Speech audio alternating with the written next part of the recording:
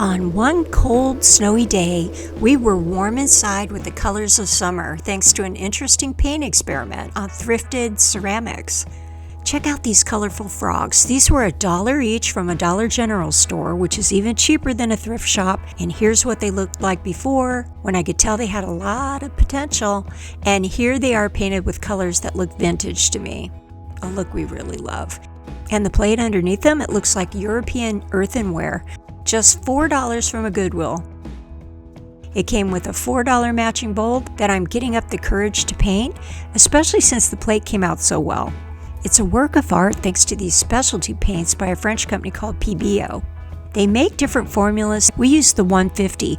We took a chance and also used their VITRAIL paint, which has a stained glass effect. We used that on ceramics too.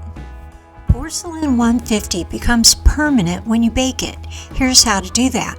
When your piece is dry for 24 hours, put it in a cool oven, set it for 300 degrees, set a timer for 30 minutes, then turn off the oven. Open the door part way, let it cool, and your piece will be ready. But you might have other ideas about paint brands that will work on ceramics, so let us know, because we think you'll agree this is a great way to make secondhand pieces into works of art. But these are sure not easy to use, so we've got some tips we think you'll like no matter what brand you try. First thing, clean your ceramics with alcohol so they're squeaky clean before starting. Then get yourself something ceramic to practice on. I use these old ceramic tiles. That way you'll get an idea for the colors, the flow, and the drying time.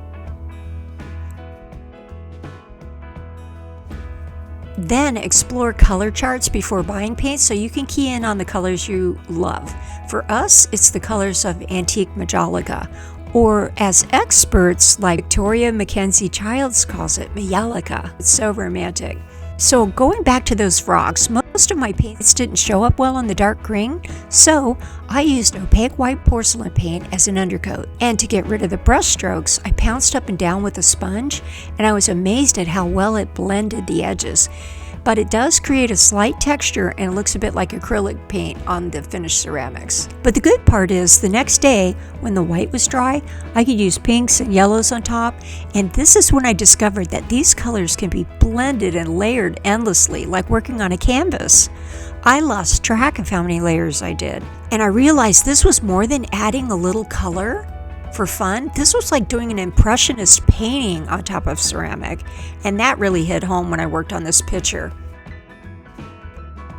This is many, many layers of color as I lost myself in playing with these paints. This was the picture before. It was about $5 from Goodwill, and I found out later that it leaks, which is probably why it was for sale at Goodwill. And here it is after about 2 days of experimenting with a handful of colors. And you know what, I'll just put a jar inside if I need it for flowers. So here's a bit more advice. Even if you're a novice artist, try a little layering. You can wipe it off while it's still wet. Here I am using bright green over yellow, which I didn't like, but the next day I took a chance and I used a stained glass paint on top, the paint called VITRAIL. This was really cool because I realized that this amber yellow stained glass paint can be put over the porcelain colors to add an antique look. It's sort of like using brown wax over your chalk paints. And here I was blending more stained glass green on top of that. Well, it's a $4 Goodwill plate. I was going to see where all this layering would take me. And well, I found these layers could pull off a bit of the color underneath, so I had to do some patching as it went along. But so far so good, and I'm going to leave this stem natural so it stands out. But all of this practicing with stained glass and porcelain paint together, I found out I got much faster and loose with the brush, and these paints behave a lot better when you paint fast. But here's a good tip. If the paint is not flowing well for you, paint your ceramic piece first with flow improver, and then go over it with paint while still wet. This is what I used when I was just starting out with these paints. Flow improver is not going to change the color, but it will flow easier so you can practice your blending and getting rid of those brush strokes. It can cause those underlayers to come off if they're very thin, so you want to use this kind of thing with care. And if you're sensitive to chemicals like me, you want to wear a good mask with this type of paint. Oh, and see how I'm covering up my paints with plastic wrap while I'm working? Because these paints are expensive, though they do go a long way.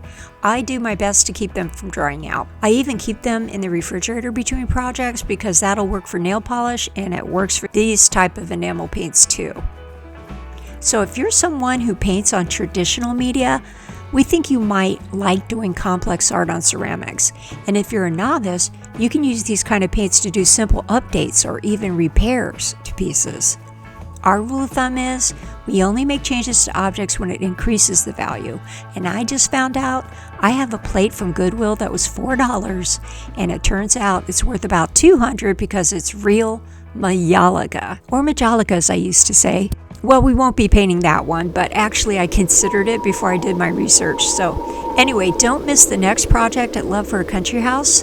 Check the product reviews for these paints on our Amazon links below, and click the sun logo to subscribe. See you later.